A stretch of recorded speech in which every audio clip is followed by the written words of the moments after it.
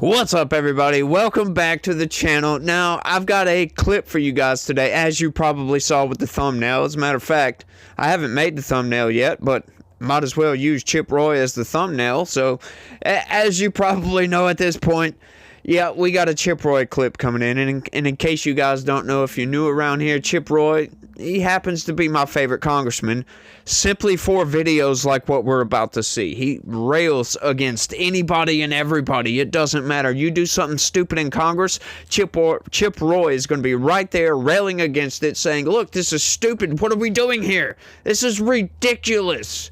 And he's right most of the time. The bad thing is nobody ever listens to this guy. He speaks and speaks and speaks, and people just brush it off like nothing. Like, I would be, like, extremely embarrassed if this guy was speaking to me like how he does to Congress. Like what? I would be embarrassed. I would be extremely ashamed of myself for acting in such a way. This spending problem in Congress is insane. I'm going to go ahead and run that clip right quick, and then we're going to discuss it. But before I do that, y'all do me a big favor.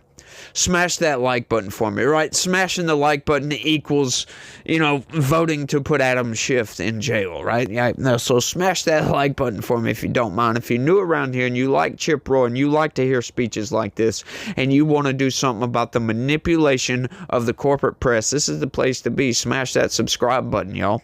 The only way I'm going to grow is through you guys. Y'all got to help me grow. YouTube isn't going to recommend my videos like they're supposed to, but hey, it is what it is. It's dog eat dog world here on YouTube, if you will. So you got to get it how you live. Persistence is key, I guess, and that's what I am, is persistent, if anything. But y'all do that for me. Smash that like button, subscribe, share this video anywhere and everywhere you can.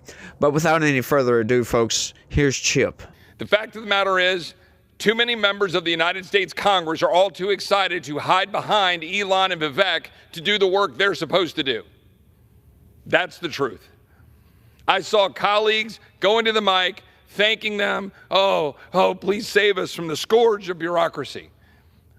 Well, what the hell is our job? We actually do have separation of powers. We actually are Article 1. We actually do have the ability to use the power of the purse to constrain the Leviathan and the executive branch. We just never do it. Ever. And if we dare try, oh, the scorn. Oh, the look from your colleagues when you dare come down and object to a consent request, as I did for $19 billion. Seems trivial now, doesn't it? $19 billion in 2019. For Hurricane Harvey relief, predominantly, heavily in my home state of Texas. Unanimous consent request was being offered on the floor. I was at the airport. I got word they're going to do this by consent. I said, wait a minute. They're going to pass $19 billion by unanimous consent on the floor of the House and we're not there and it's not paid for? Well, it might be meritorious in some respects. I don't know. I'd have to look at the funding and what it's going to be used for in Texas. There are people hurting in Texas, but we got to pay for it. And we certainly don't pass things by $19 billion by consent. I got in my car, I canceled the flight, I got in a car, an Uber, came back here to the Hill, and I ran down on the floor and I objected. And you know what happened back in Texas? The usual suspects, the newspapers, the editorial boards, the people that like to have wailing and gnashing of teeth, and the, wine-sipping crowds of the elites in the cities in Austin, they were like, oh, you're the devil. This is horrible. How could you do this? But a funny thing happened. This is my message to my colleagues. A funny thing happened. My constituents, even those, now again, my district wasn't as directly impacted by Harvey, fair.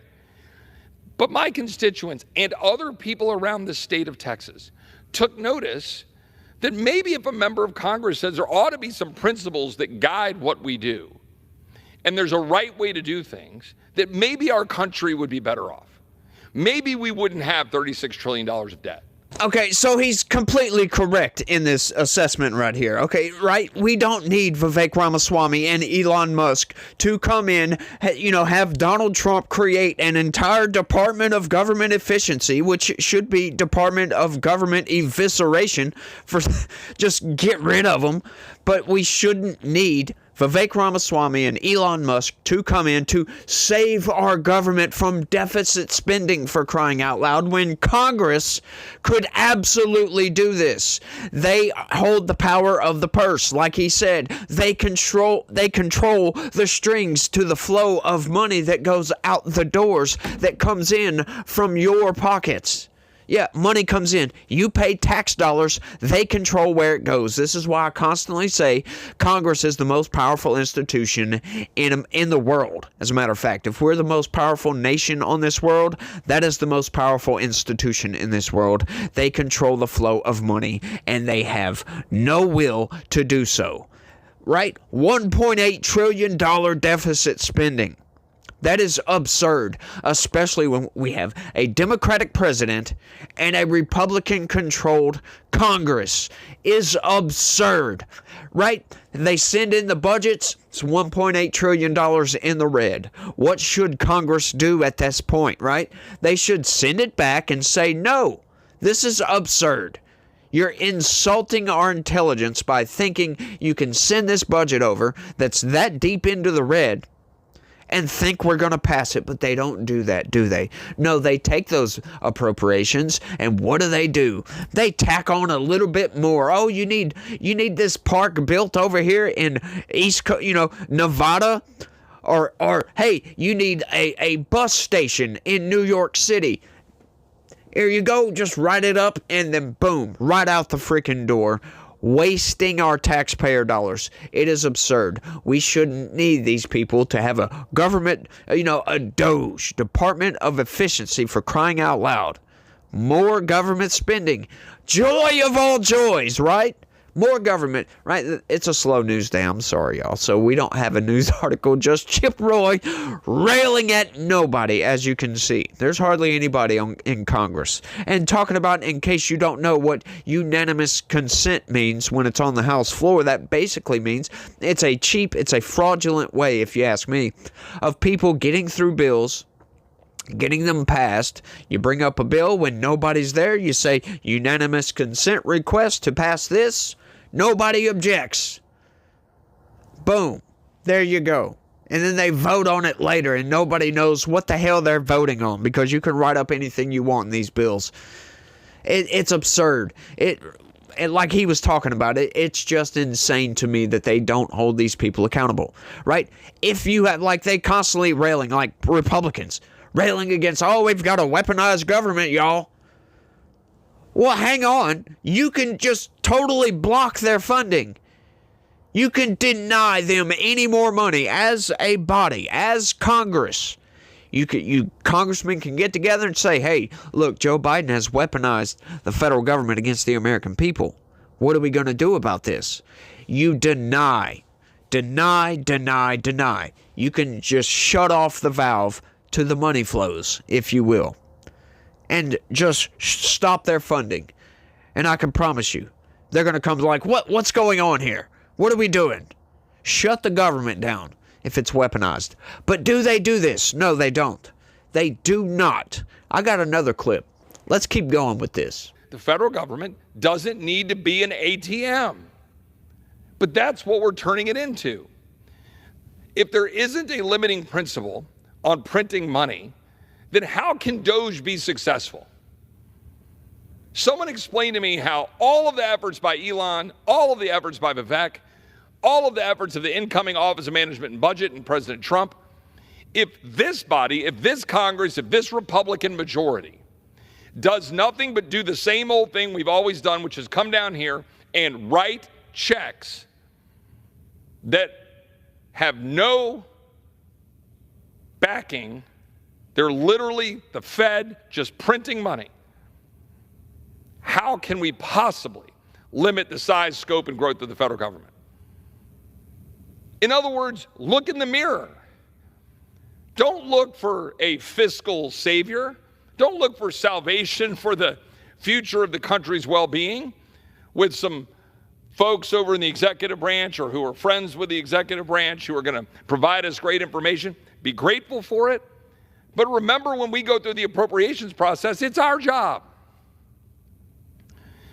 They can make the executive branch more efficient, yes. But we're the ones who create these departments, create these programs. We're supposed to authorize them. We don't. The Department of Homeland Security was created over 20 years ago. We've never reauthorized it. It's insane.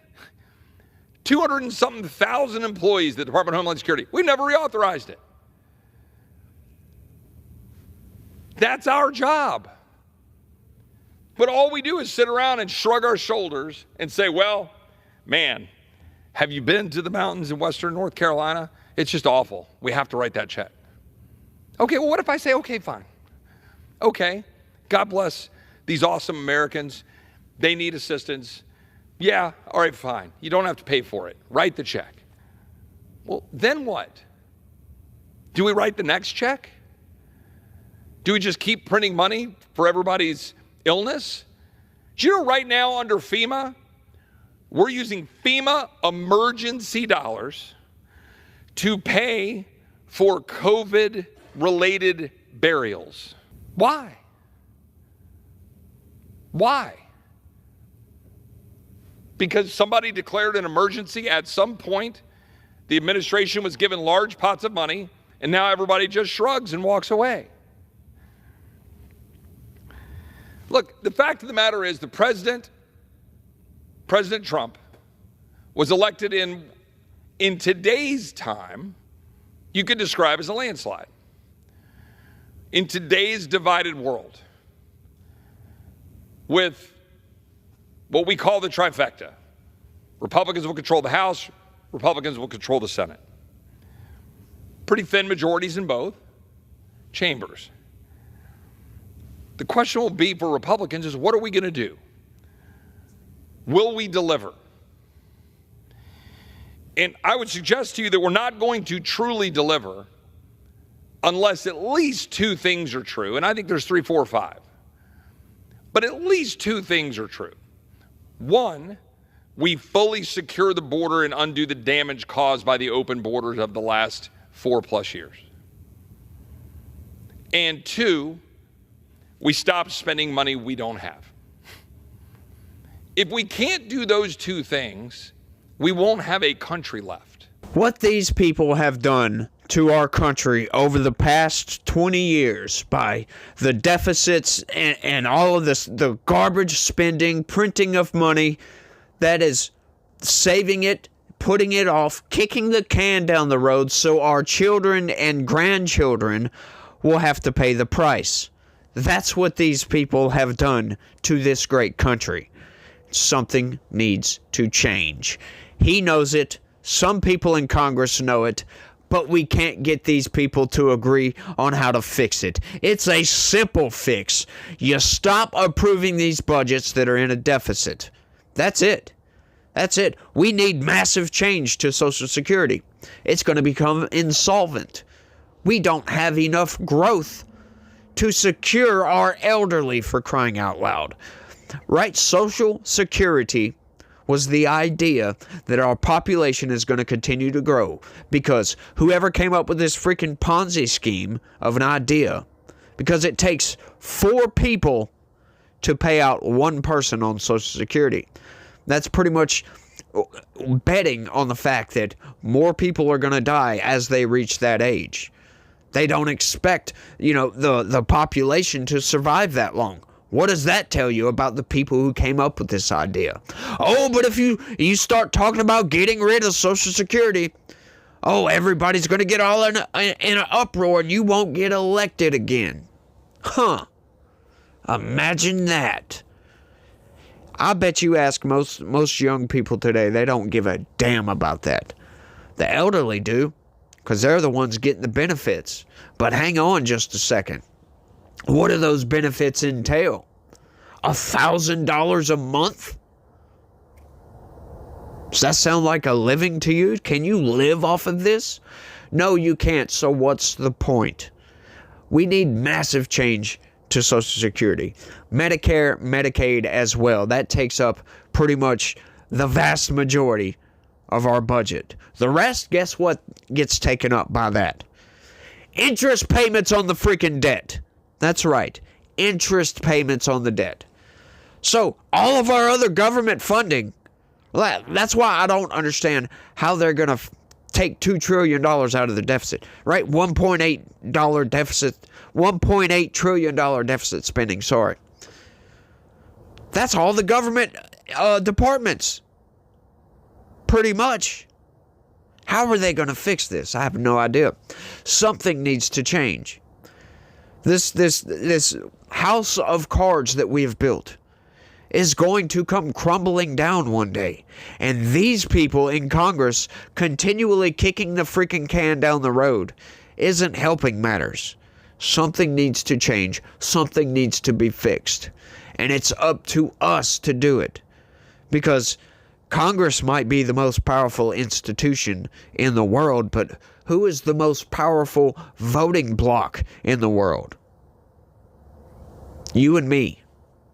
That's right. We need to put better people in Congress.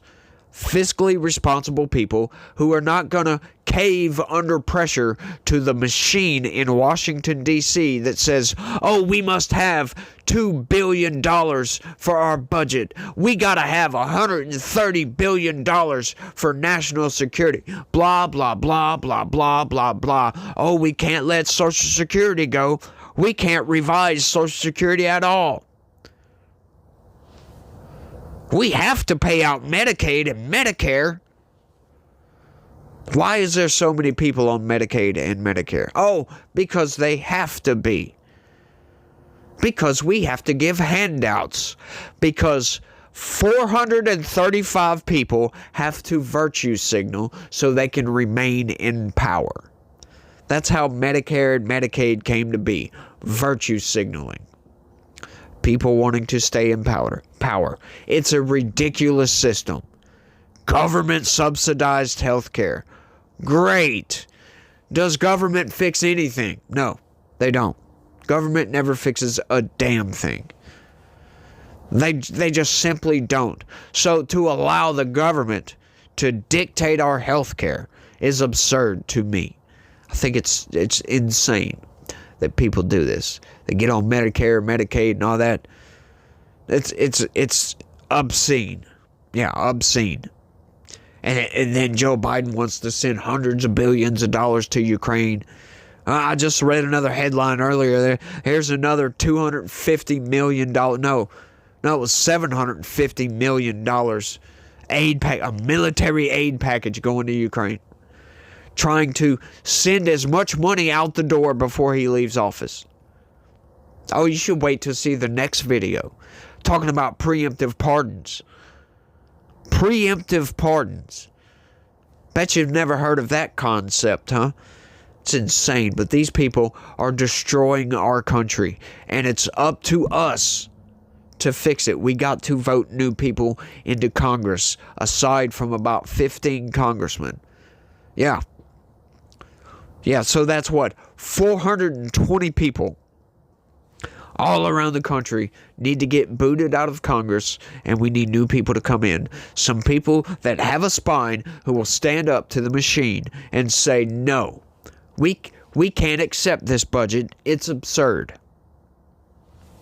And people that are going to go, and when they do get those appropriations, they're going to say, here, let's sign off on this, and that's it. No pet projects, no money for your district over here, no money for a statue of Nancy Pelosi. None of these things. It's absurd. Like I said, y'all, I'm sorry, there's slow news day, so I had to go with something. And railing about the government is my favorite freaking thing to do because I feel that's where it's at. That's what we need to get fixed, right? You know, we got a massive win. Everybody's cheering for Donald Trump. Oh, he's going to save us. No, he's not. Donald Trump is not going to save a damn thing. He's going to help. I can guarantee that he's going to clear up that southern border and clean out the disaster that has been the last 4 years. He can do that. He can't fix the budgetary problems that we have in this country. He can help. Vivek Ramaswamy and Elon Musk can come in and find some better ways to spend our money so we're not spending it on stupid crap. But it's not going to fix the problems. Once again, it's only a Band-Aid for something that needs stitches. Yeah, you can't put a Band-Aid on a cut that needs stitches. Eventually, it's going to reopen. You're going to continue bleeding, which is what we are currently doing, is just outright bleeding money like we cut a vein or something. And eventually we're going to get to a point to where we lose all the blood, and you know what that means. Something has to change. Something has to get fixed. And we can't continue like this, but I think I've rambled on for long enough on this one. Like I said, y'all do me that favor and smash that like button. Subscribe if you're new around here and you like hearing Chip Roy. You like how to know exactly how you're being manipulated by the corporate press, because that's my main job here, is to tell you how you're being manipulated. So subscribe, share this video anywhere and everywhere you can, and y'all let me know what y'all think about all this down in the comments section. What do y'all think is going on in Congress's head that they think they can just get away with? They can just continually kick the can down the road, and we can continue to print money with zero consequences. I think it's insane, if you ask me. But y'all let me know what y'all think. That's all I got for this one. I want to thank everybody for watching, and y'all try to have a good day. Stay legitical. Peace.